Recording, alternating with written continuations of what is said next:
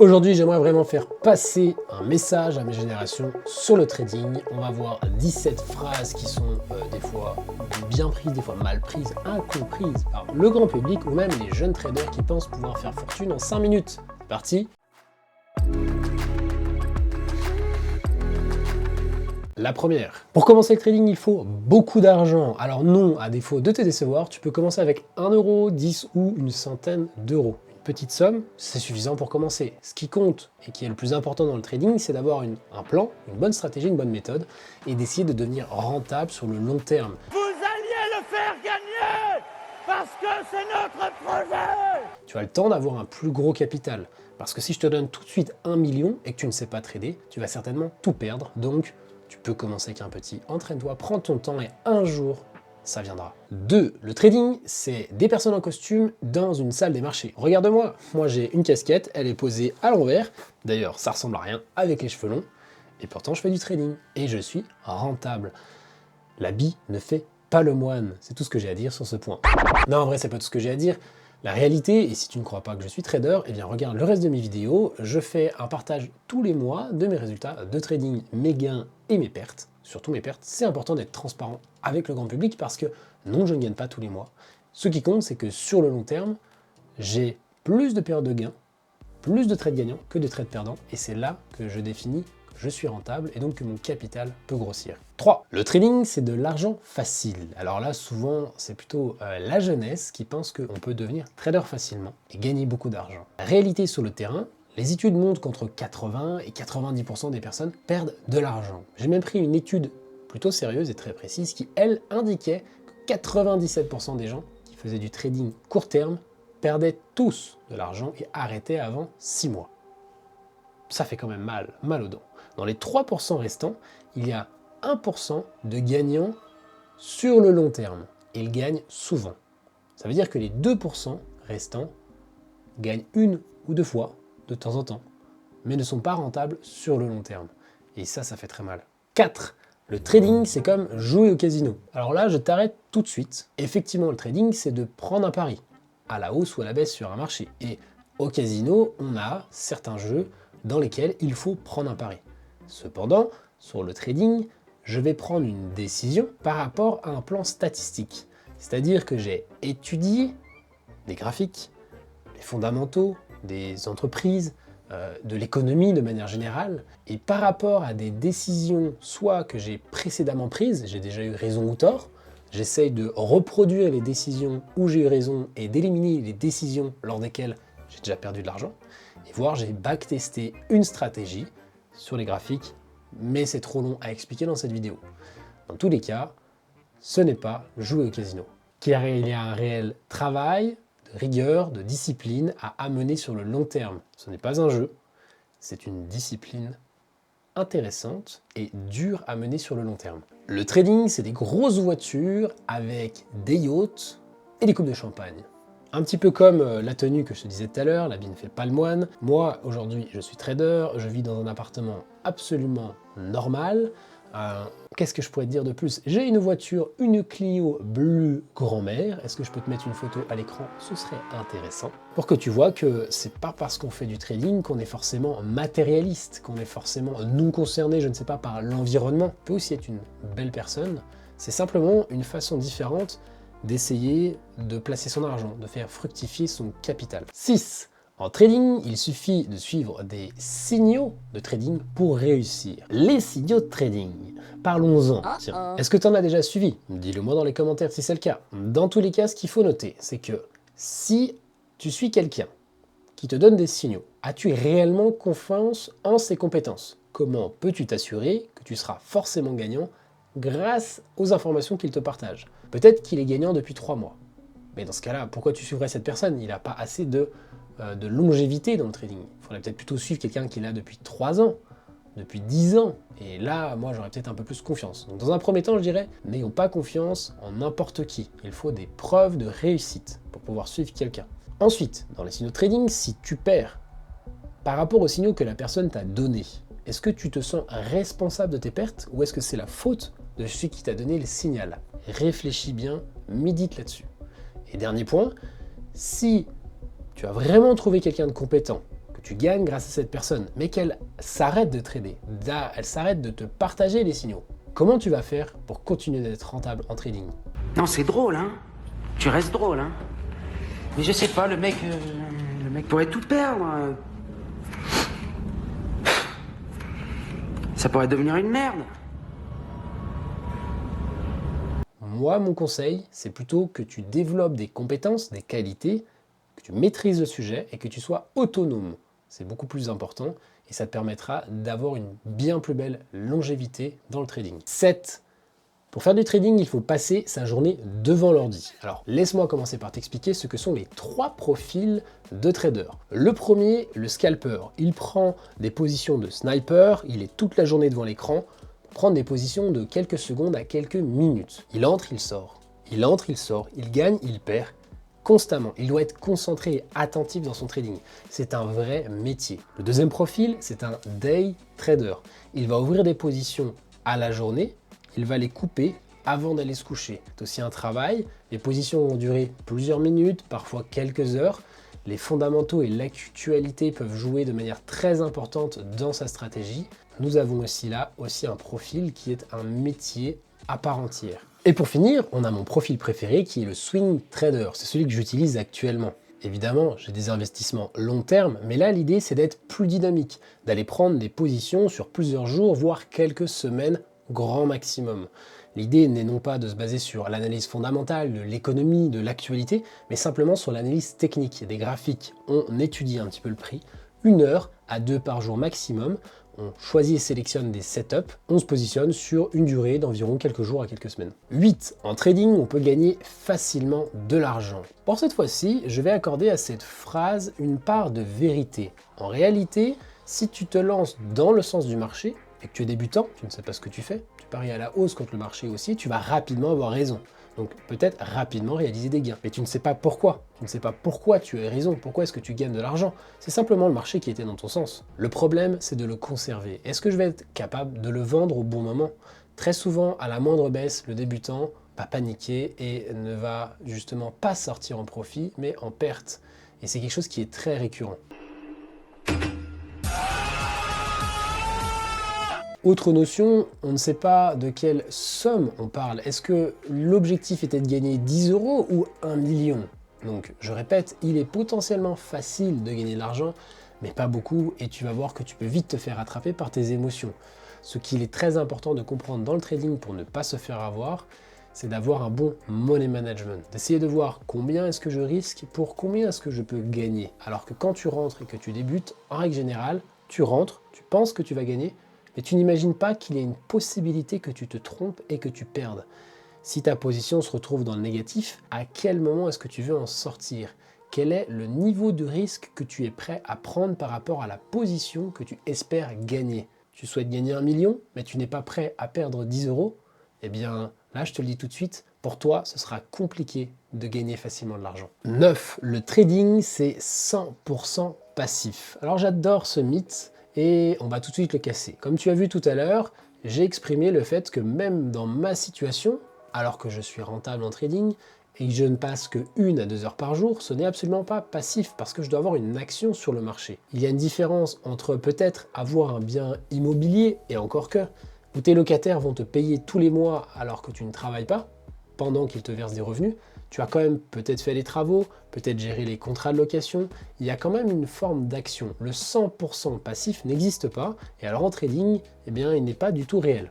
Par contre, une notion que j'adore, c'est la notion de taux horaire, je te la partage rapidement. Prenons quelqu'un qui gagne le SMIC aujourd'hui. Il fait environ 1 400 € par mois. Son contrat lui demande de travailler environ 140 heures par semaine. 1 400 divisé par 140, ça nous fait 10 € de l'heure. Cette personne, à chaque fois qu'elle passe 1 heure dans son travail, elle gagne 10 €. Imaginons que cette personne arrive à générer à côté de son travail, grâce à son trading, 300 € par mois, et qu'elle y passe 1 heure par jour, soit 30 heures par semaine. 300 divisé par 30 égale 10, elle gagne 10 € dans son trading. Ce qui est intéressant dans le trading, c'est que moi, par rapport à ce que je réalise aujourd'hui, si demain je veux gagner plus, c'est travailler plus pour gagner plus, pas pour gagner moins. Ce n'est pas le temps de travail que je dois augmenter, mais c'est mon capital d'un côté, ou alors éventuellement le pourcentage de rendement de l'autre. 2 facteurs totalement indépendants. Ce n'est pas parce que je travaille plus que je gagne plus. Donc admettons que demain je fasse progresser mon capital parce que j'ai économisé ces 300 € mensuels que j'ai gardés sur mon compte, mon capital grossit. Un jour mon capital double, mais je fais toujours les mêmes rendements. J'atteins alors la somme de 600 € mensuels de gains. Par contre, je ne travaille toujours que 30 heures par mois. Maintenant, je suis payé 20 € de l'heure. Et voilà la puissance du taux horaire. 10. En trading, je peux devenir millionnaire avec un petit capital en 6 mois. Évidemment, bien évidemment. Si c'était si facile, tout le monde le ferait. Comme dirait notre cher Orelsan. Prenons un capital de base de 10 000 €. Je vais te l'accorder, c'est pas un petit capital pour certains, mais par rapport à d'autres millionnaires, c'est quand même pas beaucoup d'argent. Si tu réalises une performance de 2% mensuel grâce à une stratégie de swing trading, ce que je prouve par mes résultats mensuels, c'est possible de le faire, c'est pas absolument incroyable. C'est une moyenne sur l'année. Il y a des mois où tu gagnes plus, il y a des mois où tu perds un petit peu, et donc lissé sur l'année, si tu fais 2% mensuel sur un capital de 10 000 €, en combien de temps atteindras-tu la somme de 1 million? Je te laisse réfléchir un petit peu. Eh bien, il faut 20 ans. C'est pour ça que je répète, comme dans le point précédent, le plus important, ce n'est pas le temps à y passer, mais c'est le rendement et le capital. Donc, pour aller plus vite et de diminuer ce temps, ne pas passer 20 années à atteindre ce million, eh bien, il faut économiser plus d'argent pour faire grossir le capital. Donc, ne pas vivre de ses profits, les réinjecter, garder son salaire pour le réinjecter et essayer d'être plus performant pour augmenter ses rendements. Peut-être passer à 3%. Tout de suite, la boule de neige va s'accélérer. 11. Les traders professionnels gagnent de l'argent tous les jours. Eh bien, non, j'en suis la preuve. Je ne sais pas si on m'accorde le droit de dire que je suis professionnel, mais je suis rentable. Donc c'est pour ça que je me permets d'en parler. Si jamais je perdais de l'argent tous les jours, je ne parlerais même pas de ceci ou de cela. La réalité, c'est que moi-même, qui ne suis pas professionnel, et même les professionnels les plus grands traders du monde, parfois se trompent de décision dans leur trade. Et parfois, ils perdent. Donc non, ils ne gagnent pas tous les jours de l'argent. Ce qui compte, c'est la somme des résultats à la fin de l'année. Un jour j'ai gagné, un jour j'ai gagné, un jour j'ai perdu, un jour j'ai gagné, un jour j'ai perdu, un jour j'ai gagné, ainsi de suite. Et le but du jeu, c'est qu'à la fin de l'année, cette balance, on va dire un bilan comptable, soit positif.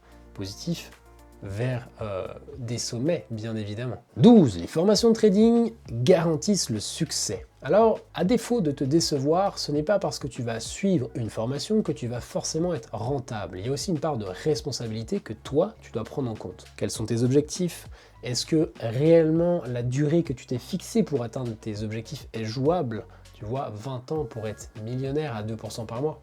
Réfléchis bien là-dessus. Peut-être que la seule garantie qu'on va pouvoir te proposer, c'est le prix de la formation. C'est-à-dire que si tu échoues, on va te la rembourser. Par contre, si tu t'accroches, que tu es déterminé, que tu as envie de te former, que tu penses que tu peux exceller dans ce domaine, mais que tu es prêt à valider toutes les étapes et à prendre le temps pour y arriver, je suis certain que c'est possible. Regarde-moi, j'ai mis 2-3 années avant de trouver le chemin de la réussite, d'une certaine manière, de la rentabilité, ce qui va me permettre d'ici quelques mois de pouvoir augmenter drastiquement le capital sur lequel je trade. Ça n'a pas été chose simple, mais il faut du travail, de la persévérance, de la rigueur et être prêt à faire tous ces efforts pendant une durée assez longue. 13. En développant tes capacités de trader, tu vas pouvoir, grâce à tes analyses, contrôler le marché. Je sais pas pourquoi cette phrase elle existe, je sais même plus où est-ce que je l'ai chopée, mais j'étais complètement bouche bée en voyant ça.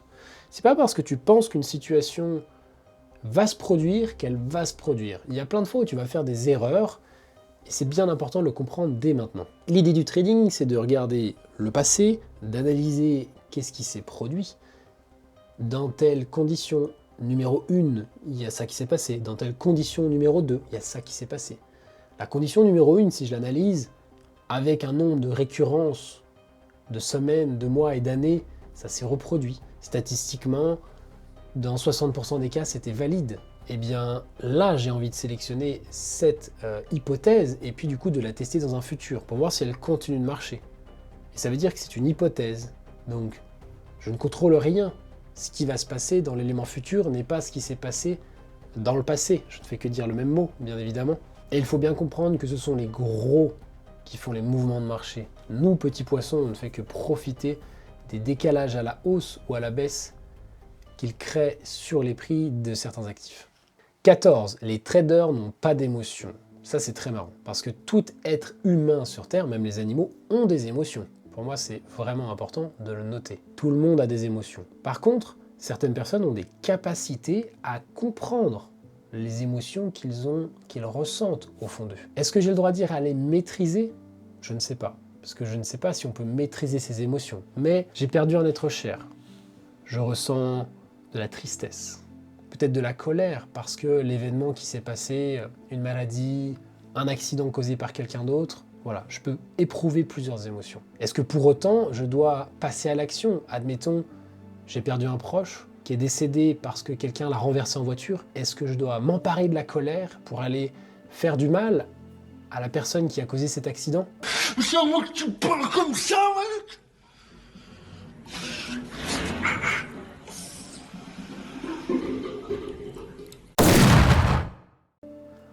Toute personne raisonnée dirait non, ce n'est pas moi qui fais justice dans cette situation-là.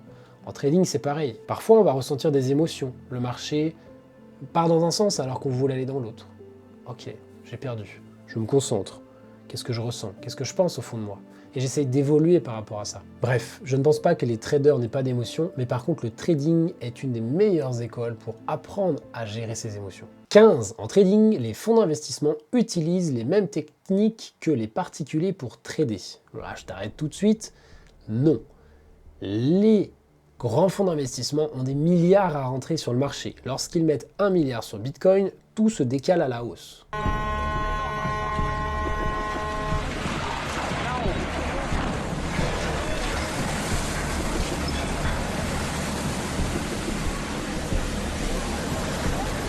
Lorsqu'ils vendent 1 milliard, tout se décale à la baisse. Nous, quand on met 100 balles, 1000 balles sur un actif, des cryptos, il ne se passe rien du tout. Donc ils n'ont pas du tout la même manière de rentrer. Nous, on peut rentrer quand on veut. Eux doivent réfléchir à prendre des points de liquidité, de se servir de nous, les particuliers, pour rentrer. Donc à nous de savoir comment eux, ils tradent, repérer leur façon d'entrer sur le marché, ça laisse des traces sur le graphique, et d'aller saisir des opportunités. À nous de nous adapter par rapport à leur façon de faire. 16. En trading, les personnes sur les réseaux sociaux gagnent tous de l'argent. Je pense que tu as déjà la réponse au fond de toi. Certains sont des menteurs. Certains ne prennent peut-être même pas les positions qu'ils évoquent. Moi, l'idée avec cette chaîne YouTube, c'est de te partager avec transparence tout ce que je fais.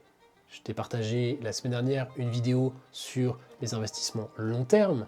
Je t'ai partagé dans le lien dans la description toutes mes positions court terme de trading, et donc je te partage des gains, mais je te partage aussi des pertes. Essaye de faire attention à ces personnes qui justement ne partagent que des gains, parce qu'il n'est pas possible de gagner tout le temps. Il y a forcément des phases où tu perds. Est-ce que ces personnes-là ont à cœur de te partager leurs pertes, de te partager ce qui s'est passé pour eux, leurs émotions, leurs sentiments, leurs regrets, leur analyse, est-ce qu'ils ont envie de progresser pour aller vers un avenir un petit peu plus radieux dans leur trading, ou est-ce que simplement ils te placardent des plus vers le haut, 10%, 100%, 1000% tous les jours. Et ça permet d'une certaine manière d'installer chez le viewer une forme de frustration qui n'est pas logique, parce qu'en réalité, la vraie frustration, c'est que eux, ils l'ont au plus profond d'eux, parce qu'ils savent que peut-être que leur PNL, leur position comptable n'est pas positive sur le long terme. Et pourquoi est-ce que je t'en parle? Parce qu'au début, justement, moi, je ne partageais que mes réussites. Et j'ai décidé depuis une année de partager tout ce que je faisais. Je prends le risque, bien, quand je perds, de partager des pertes. Non pas d'engager des personnes à réaliser des mauvaises actions, parce que je ne conseille personne à investir dans les projets que j'investis, à me copier, à faire du copy trading. Je ne pousse personne à le faire. Je ne suis pas conseiller en financier. Par contre, ce que j'aime et j'apprécie faire, c'est lorsque j'ai partagé justement des positions, eh bien revenir dessus. Et puis dire pourquoi est-ce que je me suis trompé. Comment est-ce que je me suis senti? Qu'est-ce que j'aurais pu améliorer pour progresser? Et c'est ça qui est le plus important. 17. Tiens, parlons d'ailleurs des influenceurs qui vendent des formations. Juste avant, je t'ai parlé de ceux qui exposent leurs gains, mais maintenant parlons de ceux qui vendent du contenu de formation. Est-on sûr qu'ils sont rentables? Comment le savoir?